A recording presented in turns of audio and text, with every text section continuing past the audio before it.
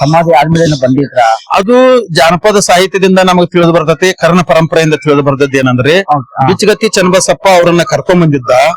ಅದು ಗಲಿಗೆ ಹಾಕೋ ಸಂದರ್ಭದೊಳಗ ಮರವನ್ನ ಬೆಳೆಸುತ್ತಾ ಇಲ್ಲೇ ಕಳಿತ. ಅವ್ರು ಇಲ್ಲೇ ಆ ಸಮಾಧಿ ಪೂಜೆ ಮಾಡ್ತಾ ಆಲದ ಸಸಿಯನ್ನ ಬೆಳೆಸ್ತಾ ಇಲ್ಲೇ ತಮ್ಮ ಅಂತಿಮ ದಿನಗಳನ್ನ ಕಳೀತಾರೆ. ಬಟ್ ಅವರು ಇಲ್ಲೇನೆ ಏನಾದ್ರು ಅವ್ರದ್ದು ದೇಹಾಂತ ಏನಾಯ್ತು ಅನ್ನೋದ್ರ ಬಗ್ಗೆ ಸ್ವಲ್ಪ ಗೊಂದಲ ಇದೆ. ನೀನು ಚತ್ತ ಮೇಲೆ ಕಿಚುರು ಸ್ವಾತಂತ್ರ್ಯವಾಗಲು ಸಾಧ್ಯವೇ ಇಲ್ಲ. ಆಗ ನಟ್ಟ ನಡು ರಾತ್ರಿ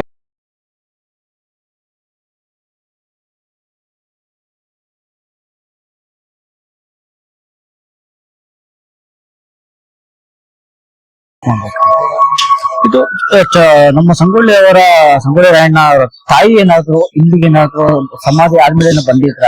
ಅದು ಜಾನಪದ ಸಾಹಿತ್ಯದಿಂದ ನಮಗೆ ತಿಳಿದು ಬರ್ತೈತಿ, ಕರ್ಣ ಪರಂಪರೆಯಿಂದ ತಿಳಿದು ಬರ್ತೈತಿ. ಏನಂದ್ರೆ ಬಿಚ್ಚಗತ್ತಿ ಚನ್ನಬಸಪ್ಪ ಅವರನ್ನ ಕರ್ಕೊಂಡ್ ಬಂದಿದ್ದ. ಅದು ಗಲಿಗೆ ಹಾಕೋ ಸಂದರ್ಭದೊಳಗ ಅವಳು ಉಪಸ್ಥಿತರಿದ್ರು. ಅವರ ಸಮಾಧಿಯನ್ನ ಇಲ್ಲಿ ಮಾಡಿ ಸಂಗೊಳ್ಳಿಗೆ ಹೋಗಿದಾರ ಅನ್ನೋದನ್ನ ಜಾನಪದ ಸಾಹಿತ್ಯ ಮತ್ತು ಕರ್ಣ ಪರಂಪರೆಯಿಂದ ನಮಗೆ ತಿಳಿದು ಬರ್ತೈತಿ. ಇದನ್ನ ಅವ್ರು ಇಲ್ಲಿ ಬಂದು ಸಮಾಧಿ ಬಿಚ್ಚುಗತ್ತಿ ಚನ್ನಬಸವ ಏನಿದ್ದಾರೆ ಅವರು ಸುತ್ತ ಇಲ್ಲೇ ಅವರೇ ಮಾಡಿದಂತ ಸಮಾಧಿ ಇದು. ಅವ್ರ ನೆಟ್ರು ಅದಾದ್ಮೇಲೆ ಅವರು ಮತ್ತೆ ರಿಟರ್ನ್ ಸಂಗೊಳ್ಳಿಗೆ ಹೋಗ್ತಾರೆ. ಅವರು ರಿಟರ್ನ್ ಸಂಗೊಳ್ಳಿಗೆ ಬಂದು ಸಂಗೊಳ್ಳಿ ಒಳಗೆ ಅವರು ದಿನಕರ್ಮ ಮಾಡಿ ಕೊನೆಯ ದಿನಗಳನ್ನು ಇಲ್ಲೇ ಕಳೀತಾರೆ. ಈ ಮರವನ್ನ ಬೆಳೆಸುತ್ತಾ ಇಲ್ಲೇ ಕಳೀತಾರೆ. ಅವ್ರು ಇಲ್ಲೇ ಆ ಸಮಾಧಿ ಪೂಜೆ ಮಾಡ್ತಾ ಆಲದ ಸಸಿಯನ್ನ ಬೆಳೆಸ್ತಾ ಇಲ್ಲೇ ತಮ್ಮ ಅಂತಿಮ ದಿನಗಳನ್ನ ಕಳೀತಾರೆ. ಬಟ್ ಅವರು ಇಲ್ಲೇನೆ ಏನಾದ್ರು ಅವ್ರದ್ದು ದೇಹಾಂತ ಏನಾಯ್ತು ಅನ್ನೋದ್ರ ಬಗ್ಗೆ ಸ್ವಲ್ಪ ಗೊಂದಲ ಇದೆ.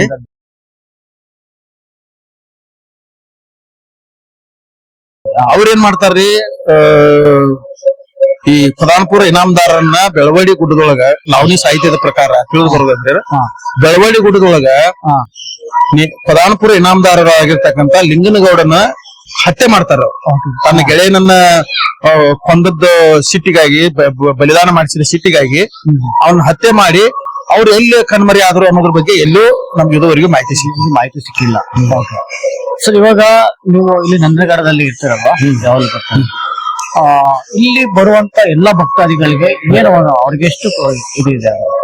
ಅವ್ರಿಗೆ ಇಲ್ಲಿ ಅವರು ಏನಿದಾರ ಅಂದ್ರೆ ಸರ, ಇಲ್ಲಿ ಬರ್ತಕ್ಕಂತ ಎಲ್ಲಾ ಜನರು ಒಂದು ಒಳ್ಳೆಯ ಉದ್ದೇಶ ಇಟ್ಕೊಂಡು ದೇಶಭಕ್ತನಾಗಿರ್ತಕ್ಕಂತ ಸ್ವಾಭಿಮಾನಿ ಆಗಿರ್ತಕ್ಕಂತ ಮಗನನ್ನ ಹಿಡಿಬೇಕು, ಅವನ ಹತ್ತಿರ ರಾಯಣ್ಣನ ಸಾನ್ನಿಧ್ಯಕ್ಕೆ ಹೋದ್ರೆ ನಮ್ಮ ಕಷ್ಟಗಳ ಪರಿಹಾರ ಆಗ್ತಾವು, ಅವನು ದೇವತಾ ಪುರುಷ, ಒಳ್ಳೆ ಉದ್ದೇಶಕ್ಕಾಗಿ ಬಲಿದಾನ ಮಾಡಿದಾನವ, ಅವನ ದೇವತಾ ಸ್ಥಾನಮಾನವನ್ನ ಕೊಟ್ಕೊಂಡು ಇಲ್ಲಿ ಬಂದ್ಗಳಿಗೆ ನಮ್ಗೊಂದು ಮನಃಶಾಂತಿ, ಆತ್ಮತೃಪ್ತಿ ಸಿಗುತ್ತೆ ಅನ್ನುವಂತ ಒಂದು ಅಭಿಲಾಷೆಯನ್ನು ವ್ಯಕ್ತಪಡಿಸ್ತಾರೆ.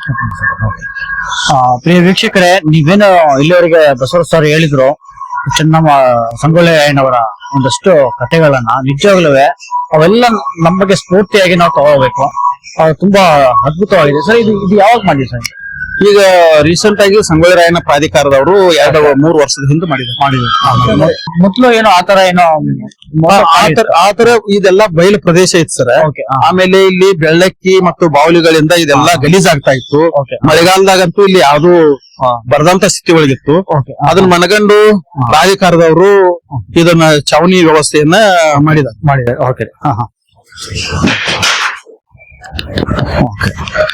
ಇದೆಲ್ಲ ಮಾಡಿದ್ದಾರೆ. ಅಂದ್ರೆ ಕಾಯಿಗಳೆಲ್ಲವೂ ಮಳೆಗೆ ಎಲ್ಲ ಇದಾಗ್ತಾ ಇದ್ವಿ, ಅವಕ್ಕ ರಕ್ಷಣೆ ಆಗ್ಬೇಕು. ಮತ್ತೆ ಇದು ಈಗ ಸದ್ಯ ಸರ್ಕಾರದವರು ಇದನ್ನ ಗ್ಲಾಸ್ ಹೌಸ್ ಮಾದರಿ ಒಳಗೆ ಡೆವಲಪ್ಮೆಂಟ್ ಮಾಡ್ಬೇಕು ಅನ್ನುವಂತ ಯೋಜನೆ ಒಳಗಿದ್ದಾರೆ. ಈ ಆಲದ ಮರಗಳಿಗೆ ಅಂದಾಜು ಎಷ್ಟು ವಯಸ್ಸಾಗಿರ್ಬೇಕು? ಈ ಆಲದ ಮರ, ಈ ಮರಕ್ಕೆ 196 ವರ್ಷ. ಈ ಮರಕ್ಕೆ 196 ಯಾಕೆ ಹೇಳ್ತೇವೆ ಅಂದ್ರೆ, ಅವರು ಸಂಗೊಳ್ಳಿ ರಾಯಣ್ಣ ಅವರ ಬಲಿದಾನ ಆದ ನಂತರ ಈ ಸಸಿಯನ್ನು ನೆಟ್ಟಿದ್ದು. ಜನವರಿ 28, 29 ಅವರು ಸಸಿ ನೆಟ್ಟಿದ್ದಾರೆ. 1831 ಸಸಿ ನೆಟ್ಟಾರಂದ್ರ ಈಗ 195-96 ವರ್ಷ ಈ ಮರಕ್ಕೆ ಖಚಿತವಾಗಿ ಹೇಳ್ಬೋದು. ಈ ಮರದ ಬೇರಿನ ಈ ಮರದ ಇಲ್ಲಿ ಬನ್ನಿ. ಇಲ್ಲಿ ಅವರು ಪಾರ್ಥಿವ ಶರೀರ ಇರೋದು. ಇಲ್ಲಿ ಇದ್ರ ಮೇಲಿನ ಈ ಸಸಿ ನೆಟ್ಟದ್ದು. ಇದು ಹಳೆ ಮರ ಬಿತ್ತು ಸರ್. ಈ ಹಳೆ ಮತ್ತೆ ಅದರಿಂದ ಹೊಸ ಮರ ಬೆಳೆದು ಈ ಮರ ಬೆಳೆದು ಆ ಮರ ಬೆಳೀತಾ ಇದೆ. ಇದು ಅವ್ರ ಪಾರ್ಥಿವ ಶರೀರ ಇರೋದು ಇಲ್ಲಿ. ವೀಕ್ಷಕರೇ ನೋಡಿ, ನೀವು ಬಂದ ಇದು ಅವರ ಪಾರ್ಥಿವ ಶರೀರ, ಸಂಗೊಳ್ಳಿ ರಾಯಣ್ಣ ಅವರ ಪಾರ್ಥಿವ ಶರೀರ ಇಲ್ಲೇ ಇರೋದಂತೆ.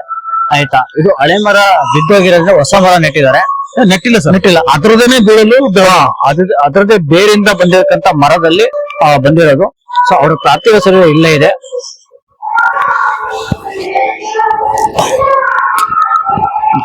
ಸರ್ ಇಲ್ಲಿ ಈಗ ಮದುವೆಯಾಗಿ ಹೊಸ ಜೋಡಿಗಳು ಬರ್ತಾರಲ್ಲ, ಅರಕೆ ಹೊತ್ಕೊಂತಾರಲ್ಲ, ಅವ್ರಿಗೆಲ್ಲರಿಗೂ ಒಂದ್ ಇದಾಗಿದೆ ನೂರಕ್ಕೆ ನೂರು ನಮ್ಮಲ್ಲಿನೇ ಒಂದು 3-4 ಜನರ ಉದಾಹರಣೆಯನ್ನು ನಾವು ಹೇಳ್ಬೋದು. ಓಕೆ ಒಬ್ಬರು ಕಿರಾಣಿ ವ್ಯಾಪಾರಸ್ಥರು, ಓಕೆ ಅವರಿಗೆ 2 ಹೆಣ್ಣು ಮಕ್ಕಳಾಗಿದ್ವಿ. ಓಕೆ ಅವ್ರ ಹೆಣ್ಣು ಮಕ್ಕಳಾಗಿ 6 ವರ್ಷ ಆಗಿತ್ತು. ಅವ್ರಿಗೂ ಬೇಡ್ಕೊಂಡ ಹರಕೆಕಾಯಿ ಕಟ್ಟಿದ ವರ್ಷದೊಳಗನ ಗಂಡು ಮಗನ್ ಹಿಡಿದ್ರು. ಆಮೇಲೆ ಸಾಕಷ್ಟು ಜನರಿಗೆ ಇಲ್ಲಿ ರಾಯಣ್ಣ ಅವರ ಒಂದು ವರದಿಂದ ಅಂದ್ರೆ ಅವರು ನೀತಿ ನಿಯಮವನ್ನು ಪಾಲಿಸಬೇಕು. ಆಮೇಲೆ ಕೆಲವೊಂದಷ್ಟು ಇದನ್ನು ಪಾಲಿಸಿದಾಗ ಮಾತ್ರ ಅದೊಂದು ಸಾಧ್ಯತೆ. ಎಲ್ಲಾ ಇದನ್ನ ಮಾಡ್ಕೊಂಡ್ ಬಂದು ನನಗೆ ವರ ಕೊಡ್ಲಿ ಅಂತಂದ್ರೆ ಏನಿಲ್ಲ. ಆದ್ರೆ ಇಲ್ಲಿ ಬಂದು ನಿಯತ್ತಿಂದ ಒಂದು ಇದನ್ನ ಆತ್ಮ ಸಾಕ್ಷಿಯಿಂದ ಕೆಲಸ ಮಾಡ್ಕೊಂಡು ಹೋದ್ರೆ ಅದೊಂದು ಅವರಿಗೆ ಫಲ ಸಿಗುತ್ತೆ ಖಚಿತ ಅನ್ನೋದು ಹೇಳ್ಬೋದು. ವೀಕ್ಷಕರೇ ನೋಡಿ, ನೀವು ಬಂದು ನಿಮ್ಮ ಮನಸ್ಸಿನ ನಂಬಿಕೆಯಿಂದ ನಿಮ್ಗೆ ಏನ್ ಆಗ್ಬೇಕು ಅಂತ ಅನ್ಕೊಂಡಿದ್ದೀರಾ ಅದನ್ನ ಒಂದು ಕಾಯಿ ಅಥವಾ ತೊಟ್ಟಿಲು ಸಹ ಕಟ್ತಾರೆ ಸರ್. ಅಂದ್ರೆ ಅವರು ಯಾವಾಗ ಗಂಡು ಮಗು ಆಗ್ತದ್ರಿ ಅವಾಗ ಬಂದು ಬೆಳ್ಳಿ ತೊಟ್ಲ ಅಥವಾ ಸಾದಾ ತೊಟ್ಲವನ್ನ ಕಟ್ಟುವಂತ ಪರಂಪರೆ ಇದೆ. ನಿಮ್ಮಲ್ಲಿ ಆತರ ನಿಮ್ಮ ಅರ್ಕೆಯನ್ನು ಪೂರೈಸಿ ಆದ್ಮೇಲೆ ನೀವು ಆ ಏನ್ ತೊಟ್ಟಿಲು, ಬೆಳ್ಳಿ ತೊಟ್ಲು ಅಥವಾ ನಾರ್ಮಲ್ ತೊಟ್ಟಲು ಅದನ್ನ ನೀವು ಇಲ್ಲಿ ಕಟ್ಬೋದು. ಅಲ್ಲಿ ನಮ್ಮಲ್ಲಿ ಜಗದೀಶ್ ಹಿರೇಮಠ ಅಂತ ಹೇಳಿ ಓಕೆ ಅವರು BAMS ಡಾಕ್ಟರ್ ಅವರು. ಓಕೆ ಈಗಲೂ ಅವರು ಸರ್ವಿಸ್ ಮಾಡ್ತಾ ಇದ್ದಾರೆ. ಓಕೆ ಅವರೇ ಸ್ವತಃ ಬಂದು ಡಾಕ್ಟರ್ ಅವರು BAMS ಓದಿ MD ಮಾಡಿ ಓಕೆ ಈಗೂ ಸರ್ವಿಸ್ ಮಾಡ್ತಾ ಇದ್ದಾರೆ. ಓಕೆ ಅವರು ಸ್ವತಃ ಬಂದು ಬೇಡ್ಕೊಂಡು ಇಲ್ಲಿ ಕಾಯಿ ಕಟ್ಟಿದ್ದಾರೆ. ಓಹೋ, ಅವ್ರಿಗೆ ಸ್ವತಃ ಗಂಡು ಮಗು ಜನಿಸಿದ ನಂತರ ಡಾಕ್ಟ್ರಿಗೆ ಬೆಳ್ಳಿ ತೊಟ್ಲ ಕಟ್ಟಿದ್ದಾರೆ. ಹೌದಾ? ನಮ್ಮ ಅದಿ ಆತ್ಮೀಯರು ಅವರು. ಅಷ್ಟು ಅದ್ಭುತ ಅದ್ಭುತ. ಅಪ್ಪ ಈ ಮೈಯಲ್ಲಿ ನೋಡಿ ಇಲ್ಲಿ ಎಷ್ಟು ನನಗೆ ನಿಜ ಹೌದ್ರಿ. think MD ಆದಂತವ್ರು ಡಾಕ್ಟರ್ ಅವರು ಅಲ್ಲ, ಡಾಕ್ಟರ್ ಆಗಿದವರು ಅಲ್ಲ, ವೈಜ್ಞಾನಿಕ ಸವಾಲು ನಿಜ ಅದು. ಅವ್ರಿಗೆ ಎಲ್ಲ ಔಷಧ ತಗೊಂಡು ಏನೋ ಇದು ಮಾಡಿದ್ರು ಸುಧಾ ಓಕೆ ಅವ್ರಿಗೆ ಇದಾಗಿರಲಿಲ್ಲ. ಅವರು ಸ್ವತಃ ಇಲ್ಲಿ ಬಂದು ಕಾಯಿ ಕಟ್ಟಿದ ನಂತರ ಅವ್ರಿಗೆ ಗಂಡು ಮಗು ಆಗಿದ್ದನ್ನ ಬಂದು ಅವರೇ ಬೆಳ್ಳಿ ತೊಟ್ಲ ಕಟ್ಟಿ ಹೋಗಿದ್ದಾರೆ. ಇಂಥ ಅದ್ಭುತ ಸ್ಥಳ, ಇಂಥ ವಿಸ್ಮಯ ಸ್ಥಳಕ್ಕೆ ನೀವು ಬರಲೇಬೇಕು. ಬನ್ನಿ, ನಿಮ್ಮಲ್ಲಿ ಏನು ಅರಿಕೆ ಇದೆ ಅದನ್ನ ಈ ಕಾಯಿ ಮೂಲಕ ಅಥವಾ ತೊಟ್ಟಿನ ಮೂಲಕ ನೀವು ಕೋರಿಕೆ ತಗೊಬಹುದು. ಅದ್ರ ಜೊತೆಗೆ ಇಲ್ಲೆಲ್ಲವ ನೋಡಿ, ಆಮೇಲೆ ಬಂದಾಗ ನೀವು ಸಾರ್ವಜನಿಕ ಗಲೀಜ್ ಮಾಡಬೇಡಿ. ಇದೆಲ್ಲ ಸರ್ಕಾರ ತುಂಬಾ ಜೋಪಾನವಾಗಿ ಯಾಕೆ ಕಾಪಾಡ್ತಾ ಇದೆ ಅಂದ್ರೆ ಮುಂದಿನ ಪೀಳಿಗೆಗೆ ಉಳಿಬೇಕು. ಇದು ಮುಂದಿನ ಜನಕ್ಕೆ ಇದು ಮಾರ್ಗದರ್ಶನ ಆಗ್ಬೇಕಂತ ಹೇಳಿ ಇದನ್ನ ಎಲ್ಲವನ್ನ ಕಾಪಾಡ್ಕೊಂಡ್ ಬರ್ತಾ ಇದೆ. ಅದೇ ನಿಟ್ಟಿನಲ್ಲಿ ನಾವು ಕೂಡ ಕೆಲಸ ಮಾಡೋಣ.